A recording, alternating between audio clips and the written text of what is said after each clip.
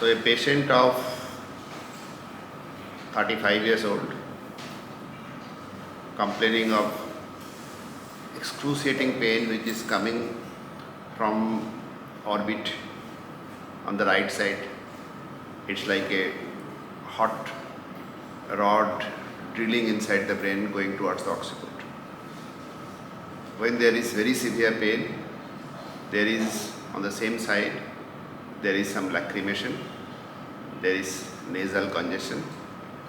The pain is excruciating. It starts every night at 2:30 p.m. It lasts for 15 to 20 minutes and it's horrible pain that time. Gradually over the period of time, it gets subsided. He had similar kind of attack 2 years back. He suffered approximately 6 months that time, and then again it subsided with some medications, and this time it started again since last 2 months. So what is the diagnosis? Cluster headache. This is the classical description of cluster headache. So what are the points in favor of cluster headache? Louder so that it will be getting recorded. The nature of pain. Periorbital pain. Periorbital pain is one of the very important clues for diagnosis of the cluster headache. So either if the pain starts from the periorbital area, goes towards the occiput, or it can happen vice versa. It can start from occiput and it can come to the periorbital area. It is strictly unilateral. It's never bilateral, and it is always associated with some autonomic features. Like here I have described, there is a congestion of the nose, there is lacrimations. So what are the other autonomic features that can happen? Nasal congestion. Nasal congestion I already told.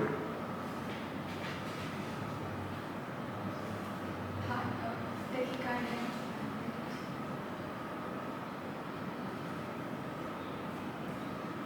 Anybody can tell what are the other autonomic features of cluster headache?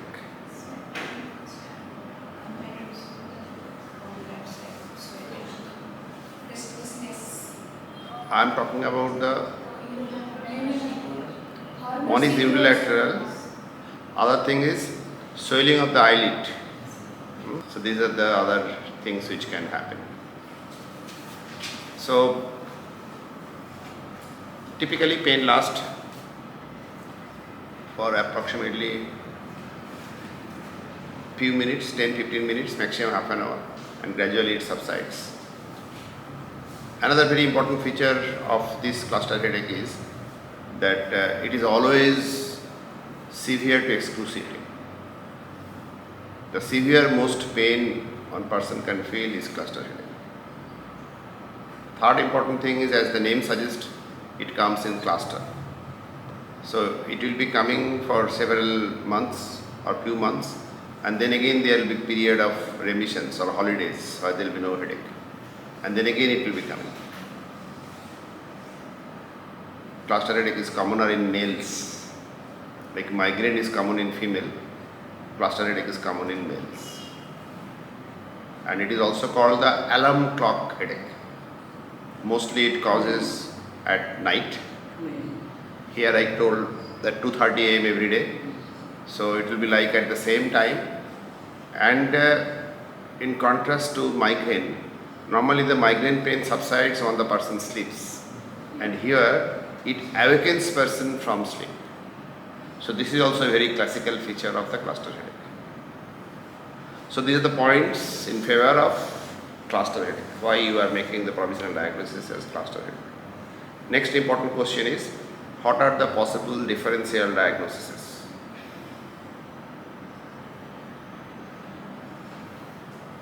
Migraine. One is migraine.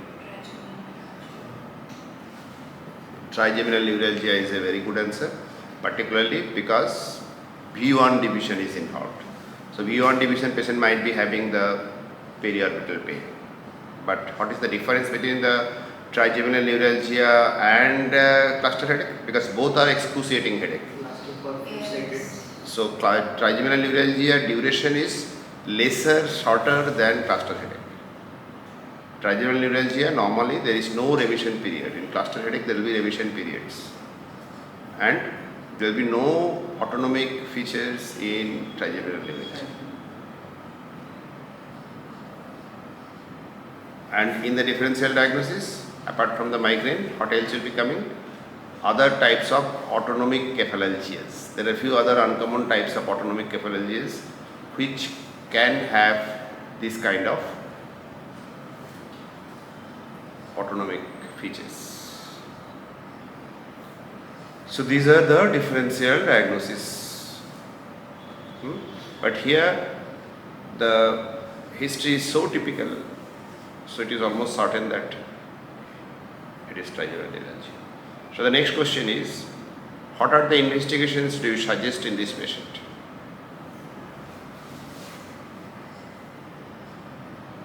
What are the investigations you should do? So you should be having the normally the investigations we suggest. One is to confirm your provisional diagnosis, and second is to rule out the other differential diagnosis. So investigations like migraine, many times we ask the patient to go for an MRI or CT scan. So is it confirming the migraine diagnosis? Answer is no, but it is ruling out the other possibilities. It is ruling out the other secondary headaches. That is the reason why many times we ask the patient to do the MRI or other imaging. So same thing applicable here. Cluster headache is a primary headache. The three most common type of primary headache which you all should know, one is migraine, one is tension type headache, and third one is your cluster headache. So primary headache means every investigations will be coming normal, but still you have to do it to rule out the other possibilities. And to rule out what are the possibilities which is there in the list of the differential diagnosis. To rule out that you have to go for the investigations. So what are the differential diagnoses here? So one was your trigeminal neuralgia. So you should be doing a brain with a trigeminal protocol to see that any blood vessels is impinging the trigeminal nerve rootlets or not. This is one investigation. What else? It can be other secondary headache. So what is the commonest secondary headache? Commonest secondary headache. Secondary headache means headache because of some other reasons.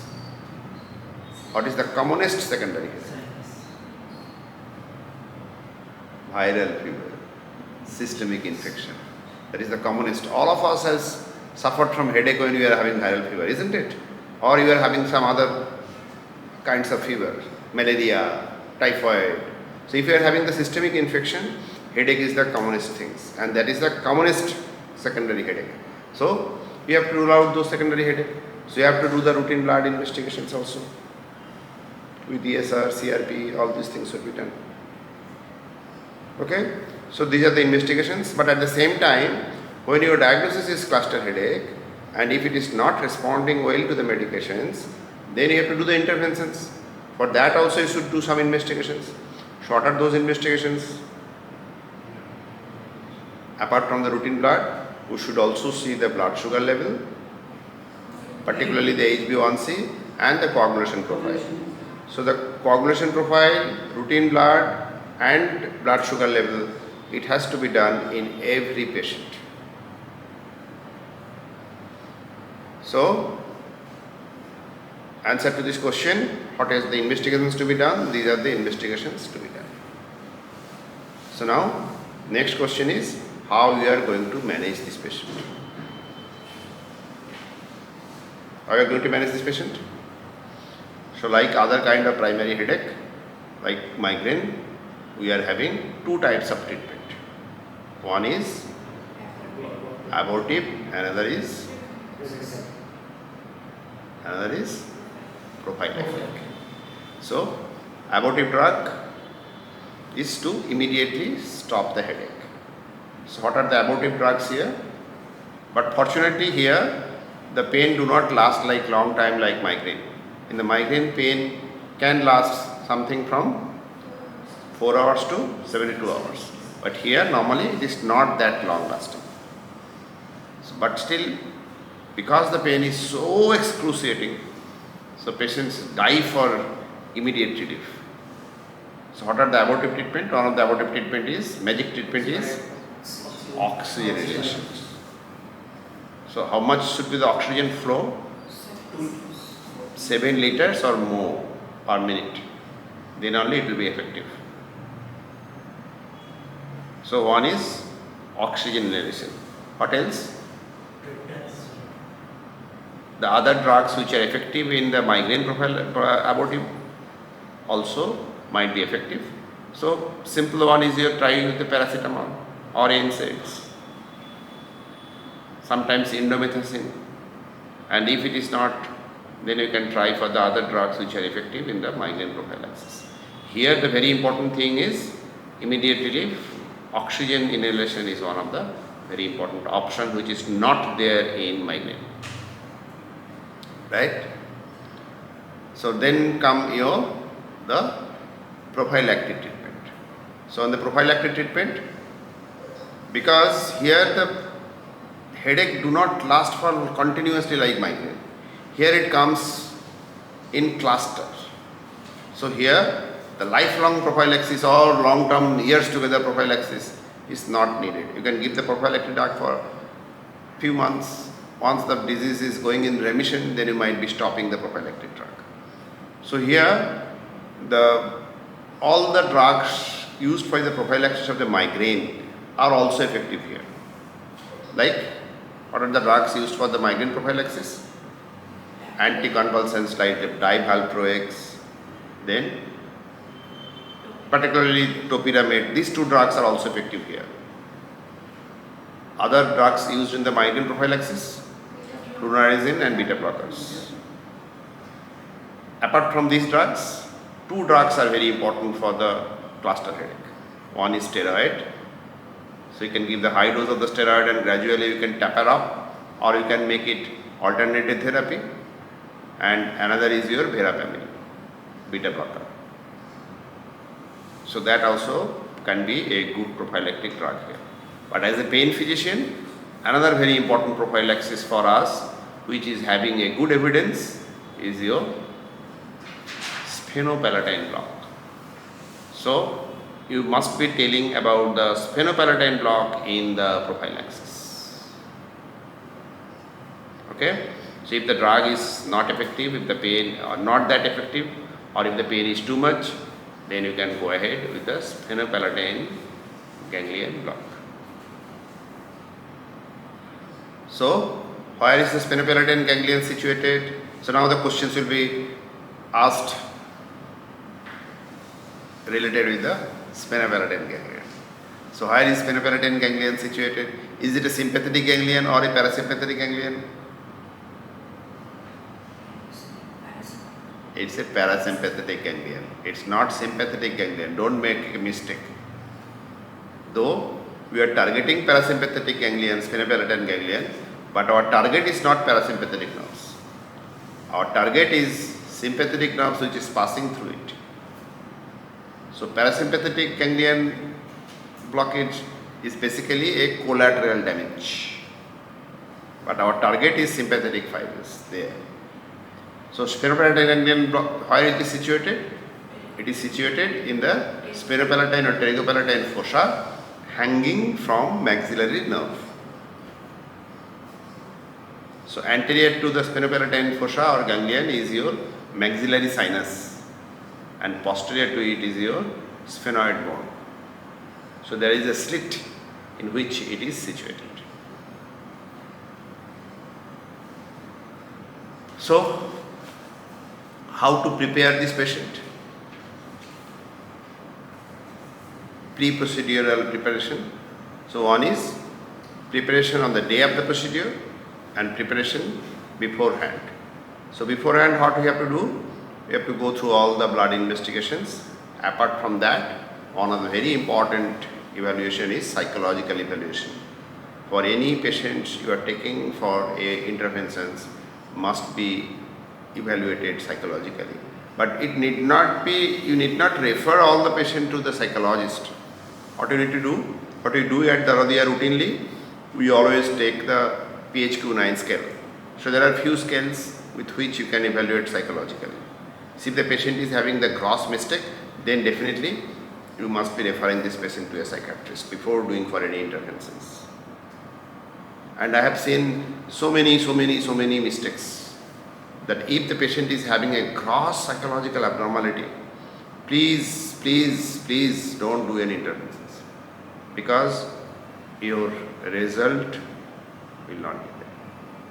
I'll be giving you one example. Very recently I came to know that. I'm not taking the name of the doctor.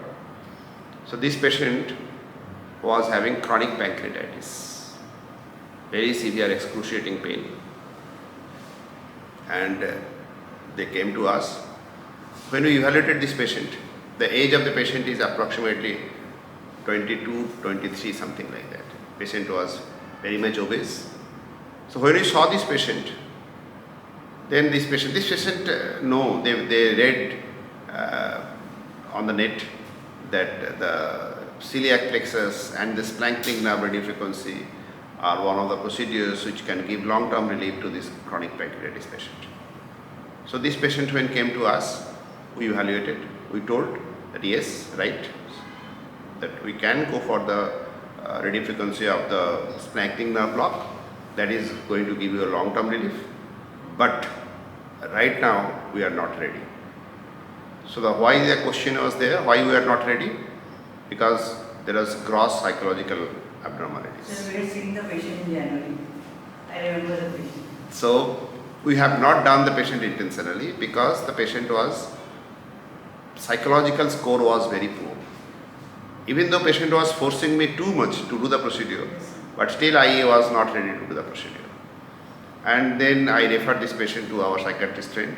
So he was looking at that. He told that there is a gross abnormalities and we have to take long time. Long psychological counseling is needed. So I told, okay, go ahead. In between, the patient goes on pressing me so much. Sir, please do this procedure, please do these procedures. But still I was not ready. I told, okay, unless the psychological score is coming at least closer to the normal, I am not going to touch this patient. So now what happened? This patient, as I told you, little educated patient, this patient is reading from the net that okay, his pain is going to be reduced for the long time with the radiofrequency of the splanchnic nerve, and that might be having some positive outcome in the psychological aspects also. So he went to another pain physicians and the procedure was done, and outcome is 0. So always remember these things, always remember this thing. Even if the indication is right, even if you have done the procedure right, but still you are not going to get the result unless patient is psychologically evaluated.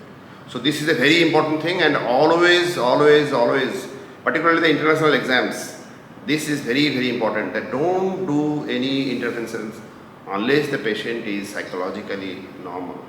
Because the pain, if you are going about the definition of the pain, what is the definition of the pain? Pain hurts us physically as well as emotionally. So there are two aspects of the pain which are interrelated.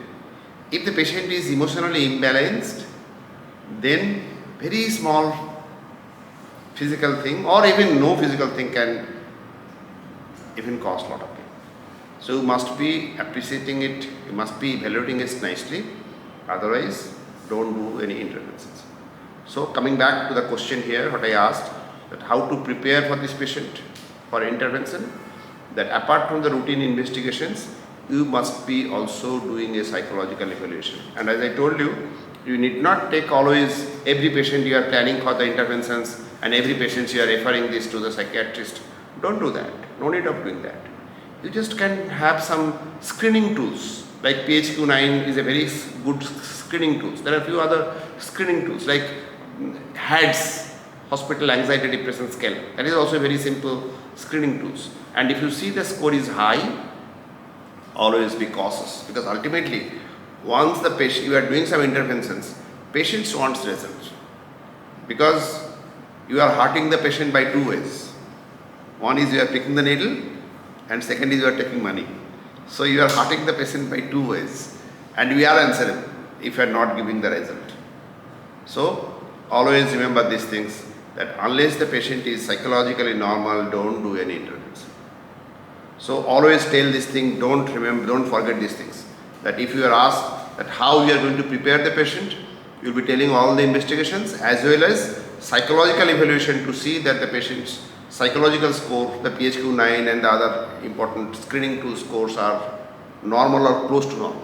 If it is abnormally high, don't do any intervention. Next important is on the day of the procedure. On the day of the procedures, what we are supposed to do? You should prepare the OT for all the vital parameter monitoring. You should secure an intravenous channel for any drugs or any emergencies. Keep the patient nothing per mouth for at least 4 hours, like what we do in an anesthesia during the procedures to be done under the sedation. The similar protocols to be followed here as well. So now you are ready to go for the procedure. So how to do the procedures? What are the procedural steps? Patient should be lying supine, and then leg a little bit extended. You should take the lateral view to see the spinopalatine fossa. Both sides spinopalatine fossa should be merged together. Your needle entry point will be mandibular notch. Why? Because spinopalatine fossa is covered by the mandible. So you cannot go or cannot do a tunnel vision procedure. Few procedures, interventional procedures, cannot be done under the tunnel vision. One of them is spinopalatine ganglion block, and that makes the procedure difficult. Any procedure which can be done under the tunnel vision always easier than the procedure, because where here the angulation varies. There is no fixed angulation. How much degree of angulation is needed, it varies from person to person, and you cannot do the procedures, you cannot reach your target in tunnel vision. So your needle entry point would be at the mandibular notch, posterior inferior part of the mandibular notch, and your target is the middle or the upper part of the spinopalatine fossa. And you should be confirming on the AP view once you are reaching there that your needle is inferior or caudal to the orbit and lateral to the lateral nasal bones. Then you should do a stimulation, sensory stimulation and 50 Hz current. You have to tell all those things. Then you are going to get honors marks or full marks. So you have to do a stimulation with 50 Hz current, and patient should feel some paresthesia in the root of the nose or no paresthesia. But the patient might be getting paresthesia in the cheek, in the palate. Why? Because the ganglion is hanging from the maxillary. So if you are a little bit up, then you might be close to the maxillary nerve, which is not your target. Your target is spinopalatine ganglion, which is hanging from it. So if you are getting some paresthesia in the root of the nose, that is the best. If you are not getting it, if you are radiologically correct, then also you can go ahead. But you must not do it if the patient is getting paresthesia in the palates or cheeks. Then you should understand that your needle is closer to the mandibular nerve. Then what you should do? You should bring the needle a little bit up. Ideally, your tip of the needle should be a little bit bent so that you can curve it, rotate it and come little down. And once you are getting the no paresthesia in the cheeks or palates, then you should give local anesthetic and do the radiofrequency listening. Listening to be done at 80-degree temperature. Thermal listen, conventional thermal listen. Can you do cool RFA? Answer is no, because nearby important structure is there. Most important structure is your maxillary nerve is very nearby. So you cannot do a thermal listen of the maxillary nerve. Your target is spinopalatine ganglion. So here, as I told earlier, parasympathetic nerve damage is your collateral damage. You cannot avoid that. But the sympathetic nerve is your target, which is going through the spinopalatine ganglion. So once the listening normally done, 2 or 3 cycles, 80 degree, 90 seconds. Once you are completing the radio frequency lesioning, then you should give little bit of dye before giving some steroids. Mostly the soluble steroid is preferred, but if you see that there is dye is not washed off, dye is still there, it's not vanishing or not partially vanishing or fully vanishing, then you can give particular steroid as well, and then you take the reading out. So this is the procedures. You examiners might be asking you to tell the procedural details, then you have to tell these procedural details. Then is what are the complications? Commonest complication is what? Maxillary nerve might be damaged. So patient might be having the numbness in the cheek and in the palate. Apart from that, hematoma is another very common, because face, the vasculature of the face is very high, rich vasculature. So in your way, you might be puncturing some of the blood vessels, and there might be swelling of the cheek, which is not uncommon. Big swelling of the cheek because of they are perforating some blood vessels. So you have to apply the ice and you have to assure the patients that it will be going. And you must be remembering, already we told, that the coagulation profile must be normal before taking these patients. So if the coagulation profile is normal, normally this kind of hematoma will be resolved spontaneously. Okay?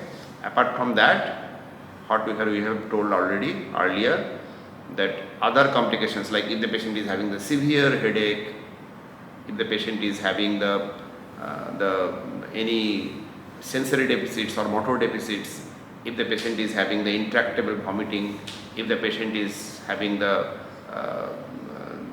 convulsions, don't discharge the patient, keep the patients observed for a longer time. Few other complications which are I have seen is your other cranial nerve pulses. Particularly one cranial nerve pulse you have reported in the literature, in the journal, though it's not very common, is your cranial nerve 6. Cranial nerve 6 means?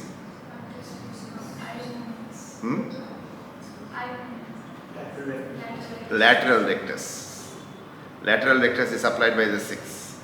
So what will happen if that is pulses?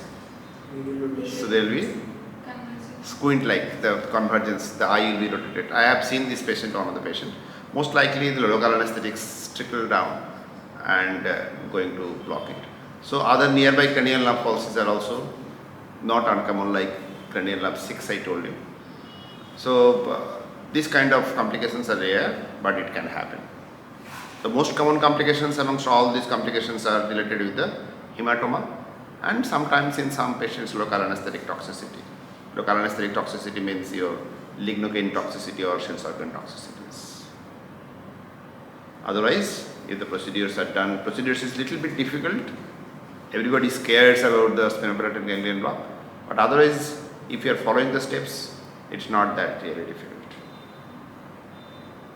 So, post-procedural advice, if the patient is having any of these things, the vomiting, the intractable vomiting, patient is having the intractable headache, patient is having some neurodeficit, some convulsions, patient should immediately come back and report.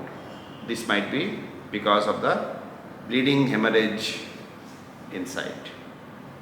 So, patient should be immediately admitted, but again I am telling you, these are extremely rare complications, but still possible. And other complications can be if you are giving the particular steroid, that can go to the blood vessels and go to the other, occlude some of the areas.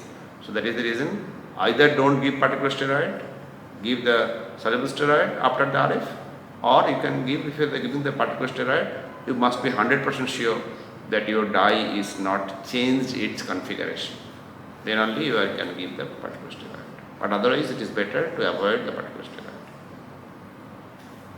Okay, so these are the post complications and post procedural advice. Right? Fine. So